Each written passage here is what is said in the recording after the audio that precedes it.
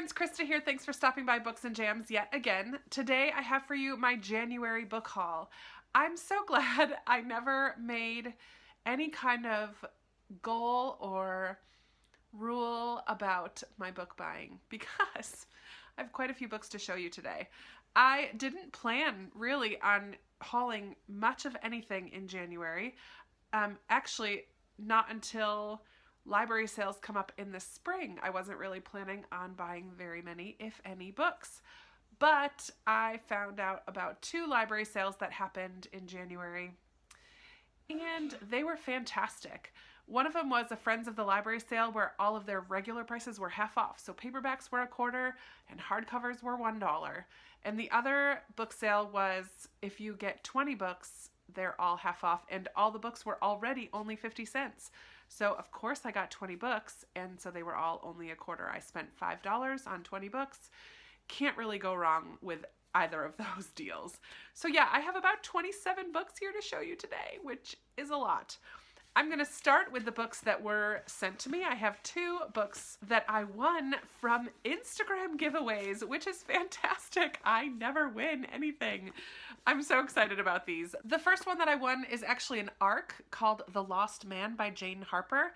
This happens in the Australian outback with these 3 brothers who are each other's nearest neighbor, even though I think they're a couple hours apart. One of them dies, and everything might not quite be as it seems with that death. So the other 2 brothers try to figure that out, or something along those lines. I have not read any Jane Harper. This comes out in February this month, so maybe I'll try to get to it. We'll see. But I'm so excited that I won this giveaway. Woohoo! And then I also won a giveaway from a new book club on Instagram called the Pages Ago Book Club, where the focus is historical fiction. And that is absolutely right up my street. And I'm very excited. They just are a brand new account on Instagram, and they ran their first giveaway, and I won it. And so I should have probably waited another day to post my February TBR because I'm definitely reading this book. And let me show you what it is. It's a hardcover. That's fun. I can't get it off. And it is The Wartime Sisters by Linda Cohen Loigman. This one is about these 2 sisters who grow up in Brooklyn, New York, and it happens just before World War II. They're not particularly close with each other, and we kind of follow quickly through their lives until they're both married. The one sister moves with her husband, who's a scientist, I believe, to Massachusetts, leaving the other one kind of on her own in New York with a negligent husband.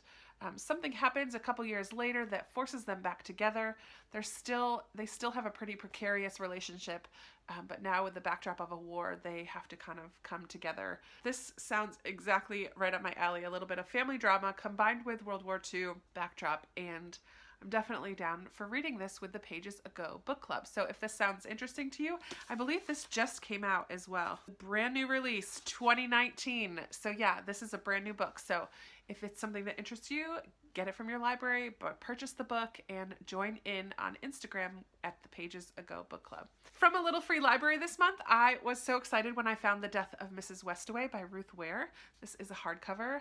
Now is the time to be checking in on those little free libraries and dropping off books because everybody is tidying up their house, KonMari method, and getting rid of loads of books. So I lucked out and found a really good one. Now on to the library sale books. I have 2 books that I picked up that I've already read, and I heard about these from Reagan on Peruse Project, which is kind of funny because she reads so much fantasy, and these are definitely not fantasy. But I have Blackmore and Edenbrook from Julianne Donaldson, and I read these about 2 years ago. I think I liked Blackmore a little bit better than Edenbrook, but both of these are Regency romances, clean romances, and just a lot of fun. And then I have 2 nonfiction books that I picked up. One of them is When Breath Becomes Air by Paul Kalanithi. He was just about to finish all of his schooling and everything to become a neurosurgeon when he was diagnosed with stage 4 lung cancer. This memoir talks about the process of going from somebody who is in the healing business and surgery and all of that into somebody who's on the other end of the spectrum. And I've just heard so many positive things about this book. And the other nonfiction I picked up is The Soul of an Octopus, a surprising exploration into the wonder of consciousness by Cy Montgomery. And I've heard a few people who read this a couple years ago, and I threw it, it was only a quarter and it's in really great condition. It just sounds a little bit interesting. I don't read this kind of nonfiction really ever, but it's short and it intrigued me enough that I thought I would grab it. The last sentence of the description says, by turns funny, entertaining, touching, and profound, the soul of an octopus reveals what octopuses can teach us about the meaning of the meeting of two very different minds. So that sounds like it could be pretty interesting. I guess we'll have to see. I've grabbed two different classics that I have no intention of reading anytime soon, but I have them for whenever I do. The first of those is Great Expectations, which I actually read possibly an abridged version or maybe the whole thing. I'm not sure, but I read this in high school, but didn't own it. So now I have this Barnes & Noble edition of that by Charles Dickens. And also I grabbed Middlemarch by George Eliot. Maybe some March, I don't know. I feel like this needs to be read in March, but March is for middle grade books now in my mind, and I'm not sure I would want to get into this big old hunker of a classic. Speaking of middle grade March, I have a couple middle grade books here, well, a few middle grade books here. The first is a nonfiction, The Boy Who Harnessed the Wind by William Kamkwamba and Brian Mealer. And this is a story, a true story of a little boy in Malawi, in a tiny village in Malawi, Africa. His family lost all of their crops one year, forcing him to drop out of school. There is a village library and he finds hope in this library. Yay for a library. And he came up with an idea that would change the lives of the people around him by building a windmill. So it just sounds so uplifting and just a really good read. Then I have two books by Sharon Creech, who is the author of Walk Two Moons, which won a Newbery Award. And I have The Great Unexpected. This is a book about friendship, and I believe there's a little bit of magic woven in as well. And then this just looked like too much fun to pass up. Also by Sharon Creech. It's called The Castle Corona. This just sounds like a whimsical tale of a very spoiled family who live in the castle and the very proud and resilient peasants who don't live in the castle, and a little bit of magic that the peasants have that might help change their fate. It sounds like it's going to be very whimsical and fun. Just the kind of middle grade that I love. And then also I have here Flights and Chimes and Mysterious Times by Emma Trevane. And this sounds kind of like a steampunk fantasy. I love that there's a little map on the inside. 10-year-old Jack Foster has stepped through a doorway and into quite a different London. Also has a little bit of magic and fantasy involved in a steampunk type of world. Very fun. I have a pile. I'm saving my historical fiction for last because those are probably the ones I'm most excited for. So I have a pile of kind of random things here. This is Among the Mad by Jacqueline Winspear. This is in the Maisie Dobbs series. This is a mystery in that Maisie Dobbs series, which I haven't even read the first one yet, but I do own it. If you've read the Maisie Dobbs, do I need to read them in order? That's a question that I have when I got this. It was just in perfect condition, and for a quarter I couldn't pass it up. But I would like to read Maisie Dobbs. I just need to know if I need to read all of the ones in the series in order, or if they all kind of stand on their own. A book that was recommended to me in my 2019 Give Me Recommendations for the Year video, someone said I should read Woman of God by James Patterson. I had never heard of it, and I didn't own it until now. This kind of takes place all over the globe. The last part of the description says, spanning the globe from the drug dens of Boston to the horrific civil war in the Sudanese desert to the spiritual enlightenment of the Holy Land. Woman of God is an epic, thrilling tale of perseverance, love, faith, and nothing less than what it means to live in a fallen world. It was recommended to me, so when I saw it for a quarter, I thought I would grab it in case that's the one that I want to read at some point. I wasn't sure if I'm going to ever read this one. This is Artemis by Andy Weir. I loved The Martian, but I understand that this is nothing like The Martian. I've heard quite a few mixed things about it. The little that I know of this is that the main character is a girl, and it takes place in this town of Artemis, which is a lunar town, as the city. And it says, propelled by its heroine's wisecracking voice, set in a city that's at once stunningly imagined and intimately familiar and brimming over with clever problem solving and heisty fun, Artemis is another irresistible brew of science, suspense, and humor from Andy Weir. So I've been intrigued enough about it that when I saw it for only 50 cents or a quarter, I don't remember which sale I got this at, I thought I couldn't resist. I picked up The Crane Wife by Patrick Ness. I love A Monster Calls by Patrick Ness, and although I know this is nothing like it, I'm interested to read something else by him. In this book we follow George, who is an American who lives and works in London. He has his own little print shop. He is divorced, and one day he wakes up and there is this injured crane, a huge injured crane in his front yard. He tries to take the arrow out of its wing and help this crane before it flies away. And the next day this woman shows up kind of out of the blue and asks him to help her with her artwork, and I'm not really sure. I feel like there's a little bit of magical realism in here, a little bit, and I'm just very interested to read more from Patrick Ness and see what he has for me. I have two books that are kind of family drama, and both have like an orange on the cover, which is kind of funny. 3/4 of an Orange, I believe, involves a mother-daughter relationship. I'm not really sure too much about this, except that I know it is a family drama to some degree. It says, Joanne Harris writes an unforgettable tale of mothers and daughters, of the past and the present, of resisting and succumbing in extraordinary work lined with darkness and fierce joy. Yeah, picked that one up. And also I picked up Commonwealth by Anne Patchett,